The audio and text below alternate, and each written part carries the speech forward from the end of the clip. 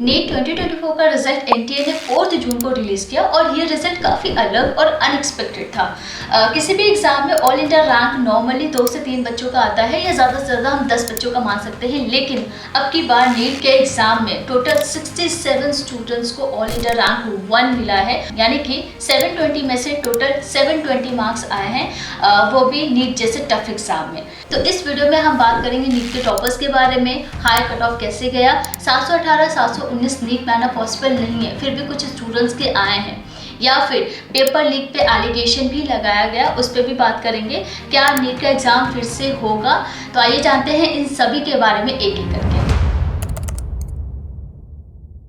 Nearly 23 lakh students ने NEET 2024 का examination दिया है, जिसमें से 13 लाख गर्ल्स हैं और 10 लाख बॉयज हैं। और ऐसे में अगर रिजल्ट अनएक्सपेक्टेड आ जाए या शॉकिंग आ जाए तो ऑब्वियसली देश के स्टूडेंट्स, टीचर्स, पेरेंट्स हर कोई परेशान होगा। तो आइए यहाँ पे हम सबसे पहले बात करते हैं ऑल इंडिया रैंक की। तो टोटल 67 स्टूडेंट्स को ऑल इंडिया रैंक 1 मिला है और इन सभी स्टूडेंट्स ने 720 में से 720 स्कोर किया है। और ये नीट के हिस्ट्री में पहली बार हुआ है कि 67 स्टूडेंट्स ने टॉप किया है।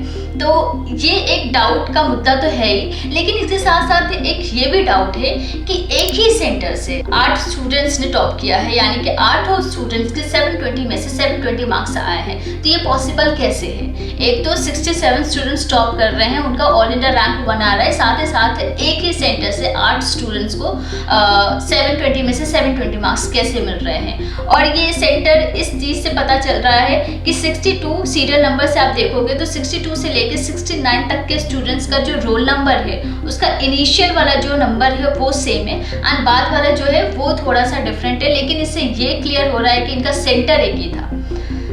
ऐसे में यहाँ पे फ्रॉड का या फिर स्कैम का रीज़न बताया जा रहा है। अलग अलग थ्योरी हर कोई दे रहा है, लेकिन अभी तक रियलिटी सामने नहीं आई है। लेकिन हाँ, एनटीए ने जो कहा है वो हम आगे डिस्कस करेंगे, वो मैं आपको बताऊंगी, ठीक है। इसके अलावा कई सारे टीचर्स एंड स्टूडेंट्स का कहना है कि नीट में 718 एंड 719 स्कोर करना पॉसिबल नहीं है।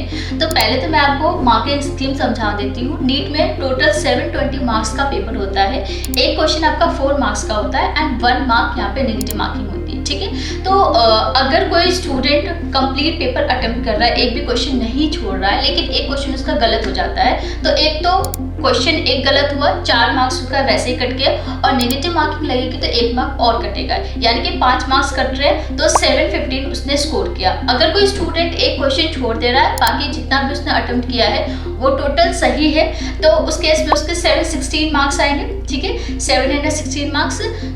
यहाँ पे 720 के बाद 718 एंड 719 आना पॉसिबल नहीं है, या तो उसके 716 आएंगे या तो 715 आएंगे, ठीक है।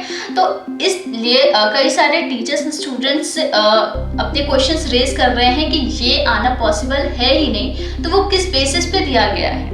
तो एनटीए को कुछ रिप्रेजेंटेशन और कोर्ट केसेस मिले नीट यूजी 2024 के कैंडिडेट से, जो एग्जाम के दौरान टाइम के नुकसान को लेकर परेशान थे।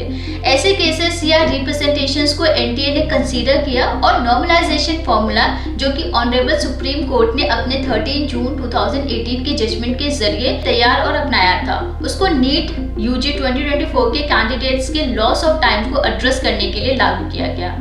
तो जिनका भी एग्जाम में टाइम का लॉस हुआ है उनको कंपनसेट करने के लिए एनटीए ग्रेस मार्क्स दे रही है, इसलिए 718 एंड 719 भी आया है इस बार। इसके बाद बात करते हैं कट ऑफ की। तो इस बार कट ऑफ काफ़ी हाई गया है एंड ये एक्सपेक्टेड बिल्कुल भी नहीं था। अभी भी बहुत सारा डाउट है कि ये कैसे पॉसिबल है, ठीक है। जो हमारा क्वालिफाइंग कट ऑफ होता है, जो एग्जाम क्वालिफाई करने के लिए होता है, वो मिनिमम 2023 के लिए आप यहाँ पे देख पा रहे हैं एंड 2024 का जो आप यहाँ पे देख रहे हैं, इसमें 20 से 30 मार्क्स का इंक्रीमेंट देखने को मिल रहा है, जो कि काफ़ी ज़्यादा होता है, ये नंबर कम नहीं है।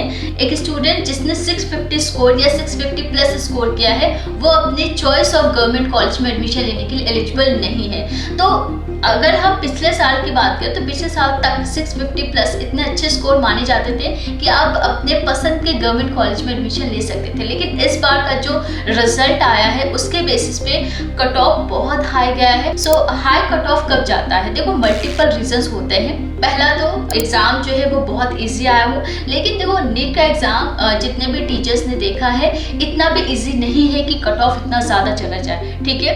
तो ये तो रीज़न ही हो सकता है। दूसरा रीज़न ये हो सकता है कि नंबर ऑफ स्टूडेंट्स बढ़ जाए, बट स्टूडेंट्स तो हर साल बढ़ रहे हैं। 2020 का ही आप देख लो 17.64 लाख स्टूडेंट्स ने पार्टिसिपेट किया था, 2023 में 20 लाख स्टूडेंट्स ने, एंड 2024 में टोटल 23 लाख स्टूडेंट्स ने पार्टिसिपेट किया।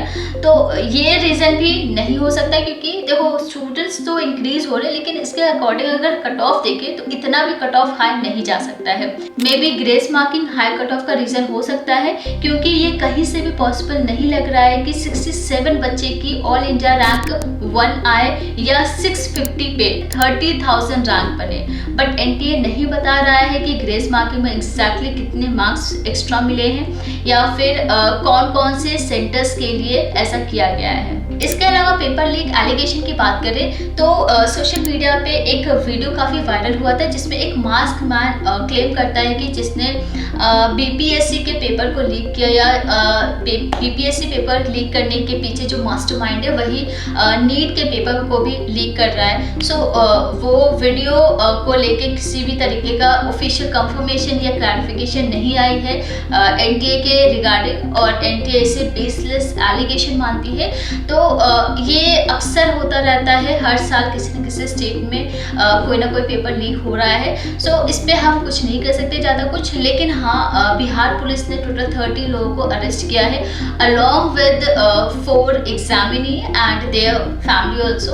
और Bihar police of economic offences unit जो इस इन्वेस्टिगेशन को देख रहे हैं, उन्होंने रिवील किया है कि जो ब्रोकर्स पेपर लीक स्कैम में इन्वॉल्व है वो 30 to 50 lakh her medical aspirant से ले रहे हैं, जिनको क्वेश्चन पेपर प्रोवाइड कर रहे हैं। सो 4 जून को रिजल्ट आने के बाद एनटीए से लगातार कई सारे सवाल किए जा रहे हैं। अभी भी एनटीए सारे सवालों का जवाब नहीं दे पाई है। सुप्रीम कोर्ट में पेपर लीक को लेके पिटीशन फाइल की गई है एंड ये भी अपील किया गया है कि नीट का एग्जाम फिर से कराया जाए। हालांकि इसकी पॉसिबिलिटी बहुत कम है, क्योंकि 23 लाख स्टूडेंट्स का री एग्ज़ाम होना कोई आसान काम नहीं है। फिर भी कई सारे पेरेंट्स ऑनलाइन कैंपेन के थ्रू री एग्ज़ाम की डिमांड कर रहे हैं। एंड आप में से आप लोग बताओ कि ये जो लास्ट मोमेंट में ग्रेस मार्किंग की गई है ये कितना फेयर है या अनफेयर है, क्या नीट का एग्ज़ाम फिर से होना चाहिए। और अगर कोई टॉपिक जो इस वीडियो में मैंने रेस नहीं किया है वो आप हमें बता सकते हो।